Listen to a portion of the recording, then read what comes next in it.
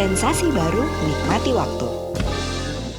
Nggak pernah ada yang nyangka bahwa kita akan melewatkan tahun ini pandemi begitu. Nggak pernah ada yang menyangka itu. Kalau dilihat kita flashback ke belakang, pandemi itu udah dari zaman zaman dulu ya Ustadz ya. Mbak percaya nggak bahwa saya pernah baca satu kitab yang mengatakan bahwa pandemi itu punya pola. Jadi ulama mengatakan bahwa pandemi itu munculnya itu biasanya di musim dingin, lalu kemudian akan berkurang di musim panas. Yang artinya itu bukan di Indonesia kan, dingin dan panas. Betul. Oke. Research di musim semi, lalu kemudian naik lagi di musim dingin, lalu kemudian bertahan hingga tahun berikutnya, lalu hilang sama sekali. Itu setidaknya mereka sudah ada pola yang mereka teliti seperti itu. Untuk yang COVID ini termasuk Termasuk di dalam wabah. situ? Kan wabah kan termasuk sesuatu yang ya kayak tadi kan wabah, pandemi kan ada termasuk yang Iya. mereka juga ada di zamannya mereka. Flu Spanyol 1918 ya, lalu kemudian Black Death yang ada di Eropa dan seterusnya. Itu kan semua juga dialami oleh orang-orang sebelum kita ya. Zaman Nabi juga sudah ada Ustadz. Lebih tepatnya zamannya Umar. Walaupun hukum tentang pandemi itu sudah ada di zamannya Rasulullah. Jadi di zamannya Umar itu Umar pernah punya satu pejabat yang ditugaskan di daerah Syam. Yang ditugaskan di daerah sekarang Syam itu Suriah yang sekarang. Namanya Abu Ubaidah Al-Jarrah. Abu Ubaidah ini adalah seorang sahabat yang pernah hidup di zaman Nabi. Iya. Giginya tanggal 2 di depan. Gara-gara giginya ini untuk mencabut bola besi yang pernah nancep di rahangnya Rasulullah. Nah, beliau karena saking para sahabat tuh iri dengan gigi ompongnya itu, maka para sahabat, karena kan yang dicabutkan Rasulullah ya, maka orang ini sudah kayak surga banget lah, gitu kan? Karena Rasulullah berkata kalau ada orang yang amanah di antara umat ini, dia adalah orangnya, Abu Ubaidah Al-Jarrah. Suatu waktu Umar pengen mengunjungi Abu Ubaidah Al-Jarrah yang ada di Syam, kemudian dijemputlah di luar kota, di luar daerah. Lalu setelah dijemput itu, para sahabat memberitahukan kepada Umar, wahai Umar, itu di Syam lagi ada wabah. Dikonfirmasi pada Abu Ubaidah Al-Jarrah, iya. Maka kemudian Umar berkata, sebentar, saya mau ngajak para sahabat-sahabat besar, para sahabat-sahabat utama saya untuk bermusyawarah tentang ini. Karena kan mereka senantiasa bermusyawarah. Setelah bermusyawarah, Umar mengatakan pada Abu Ubaidah, kayaknya kita balik lagi. Kayak kita balik lagi ke Madinah. Lalu Abu Ubaidah ngomong begini sama Umar, Umar, kamu mau lari dari takdir Allah? Kan bukannya kalau Allah sudah takdirkan kita mati, tetap kita mati walaupun kamu menghindar dari wabah. Dan bukankah kalau kita ditakdirkan Allah masih hidup, walaupun kita masuk ke daerah wabah, kita tetap akan ditakdirkan hidup. Pemahaman ini kan zaman sekarang kan fatalis ya namanya ya. Nah, ketika Umar mendengarkan itu, Umar begini, Abu Ubaidah, saya tuh berharap ini bukan datang dari kamu. Maksudnya, kamu tuh harusnya udah tahu perkara gini tuh tidak dibahas dengan cara takdir. Karena takdir itu berkaitan dengan perkara lain, bukan bahasan yang kayak gini. Kalau bahasan kayak gini, kita dinilai usahanya dong. Maka Umar menjawab dengan ketika mereka sudah agak cekcok, Umar menjawab dengan satu hal yang sangat terkenal, yang dijadikan sebagai pelajaran sampai dengan sekarang. Khususnya pelajaran takdir ketika dalam agama. Umar menjawab begini, iya Abu Ubaidah, aku lari dari satu takdir ke takdir yang lain. Lalu kemudian datanglah seorang sahabat namanya Abdurrahman. Abdurrahman berkata, kalian ini ngomong tentang apa sih? Ini kita ngomong tentang wabah. Maka Abdurrahman bilang, saya pernah dengar hadis dari Rasulullah. Ketika ada wabah, yang di luar jangan masuk, yang di dalam jangan keluar. Nah ini kan menunda penyebaran ya. Iya. Kalau dalam bahasa sekarang lockdown atau pembatasan sosial dan seterusnya lah kira-kira. Nah ketika Umar balik lagi ke Madinah, dia mengkhawatirkan ini Abu Ubaidah. Maka kemudian dia panggil Abu Ubaidah ke Madinah supaya ya melindungi Abu Ubaidah. Abu Ubaidah ini tahu bahwa Umar ini mau untuk manggil dia supaya nggak kena wabah. Iya. Dia tulis surat balik, sorry saya nggak bisa ke Madinah. Karena saya harus ngurusin urusan saya di sini. Karena saya adalah pejabat dan saya punya amanah di sini. Walaupun saya mati di sini, saya berharap saya mati di dalam wabah. Karena kata Rasulullah, siapa yang mati di masa wabah dengan bersabar karena tidak keluar dari tempat wabah, maka mereka mati syahid. Maka Abu Ubaidah mati syahid, lalu kemudian Umar menugaskan sahabat yang lain. Selesaikan dong, namanya Amr bin As. Amr bin As akhirnya mikir, gimana caranya menyelesaikan wabah ini? Dan dia memang terkenal sahabat yang pintar. Akhirnya beliau punya satu ide. Apa idenya? Dia bilang gini, wabah itu kayak api. Sementara manusia itu adalah sekamnya. Kalau sekamnya ngumpul, ini kebakar. Pisahin mereka pergi ke gunung. Nah, ketika saya baca hadis ini, kemudian saya lihat, oke, saya tahu kalau dipisahkan. Karena ini kayak social distancing sekarang atau physical distancing Iya. sekarang. Tapi kenapa harus ke gunung?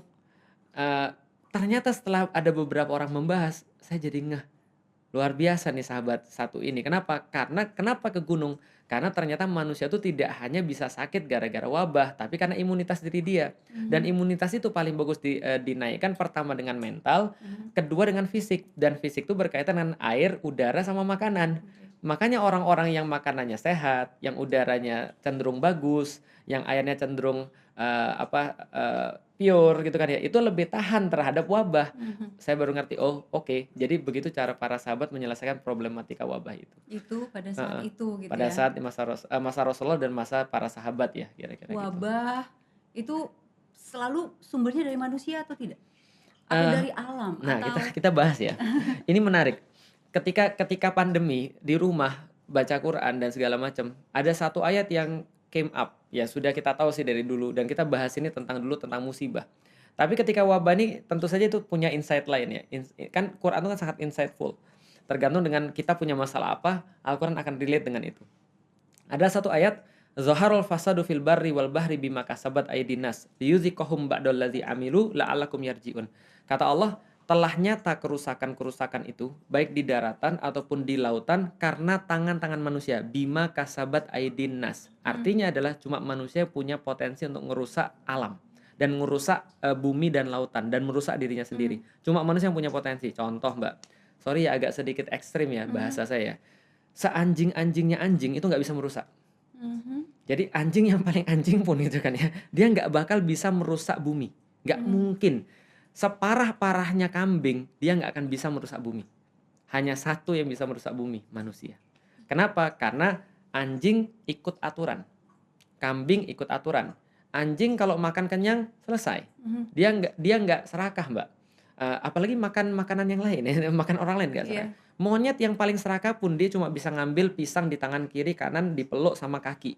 Dia nggak bisa punya selain itu. Mhm. Artinya binatang itu tidak punya potensi untuk membuat kerusakan di atas Oke. muka bumi. Hanya manusia yang bisa membuat kerusakan di atas muka bumi itu. Nah, karena itulah orang-orang bilang, pertanyaannya adalah coronavirus ini ada Dari di muka kelelawar bumi dari dari mana? kapan sih? Heeh. Ternyata jawabannya udah dari dulu. Dari dulu. Pertanyaannya kenapa baru viral, Mhm. baru virulen gitu, baru jadi ganas kayak gini? Ya jawabannya ada mutasi. Kenapa terjadi mutasi? Karena ada yang nggak seharusnya. Nah pertanyaannya lagi balik lagi, kalau gitu sebenarnya normal tuh apa sih? Jangan-jangan yang selama ini kita katakan new normal adalah sebenarnya normalnya manusia. Mhm. Normalnya manusia tuh harus mikir ketika berbuat. Normalnya manusia jangan serakah. Normalnya manusia jangan ngerusak. Normalnya manusia mikir sebelum makan. Normalnya manusia ngajarin anak-anaknya. Makanya ada orang yang bilang, saya tuh ya Ustadz ketika musim pandemi ini saya baru sadar. Ternyata saya tuh belum bisa mendidik anak. Kenapa? Karena dia bilang kita ratusan tahun dipaksa percaya bahwa pendidikan anak itu adalah tanggung jawabnya sekolah. Iya. Padahal itu tanggung jawabnya bapaknya dan ibunya. Nah sekarang bapaknya ngerasain bagaimana caranya untuk dekat sama anaknya. Nggak jarang Mbak orang-orang yang di masa pandemi ini menemukan kedekatan dengan anaknya. Iya. Karena banyak ketemu dengan anaknya, banyak ketemu dengan istrinya. Nggak jarang juga yang cerai. Kan oh ternyata dia baru tahu gitu kan ya. Ternyata suaminya begini gitu dan segala macam. Artinya ini normal. Saya Oke. sering bilang sama orang-orang, masa pandemi gimana? Wah susah parah segala macam. Saya bilang gini, tahu nggak sih? Yang sudah dirilis itu adalah polusi berkurang.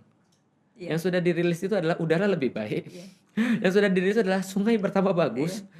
Yang cuma merasa terganggu dengan pandemi cuma kita doang. Kenapa? Karena kita sudah too far. Kita sudah berbuat melewati batas. Mhm. Karena itu kita harus ditarik balik. Karena kalau kita dibiarkan, maka kita merusak diri kita sendiri. Maka saya bilang nggak fair kalau kamu bilang corona itu jahat. Yang jahat tuh kamu, cuma kamu nggak mau ngaku.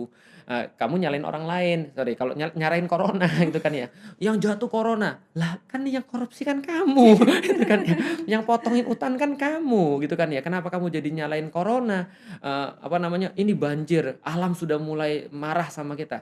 Kamu yang nempatin tempat air, dari dulu tempatnya di situ gitu kan ya. Curah Dan hujan tinggi. iya curah hujan, air tuh dari atas ke bawah dari dulu, masalah selalu begitu gitu kan ya. Kenapa kamu yang kemudian menempati urusan dia? Kenapa kamu motongin? Itu kan matematika simpel, itu kan adalah biologi simpel.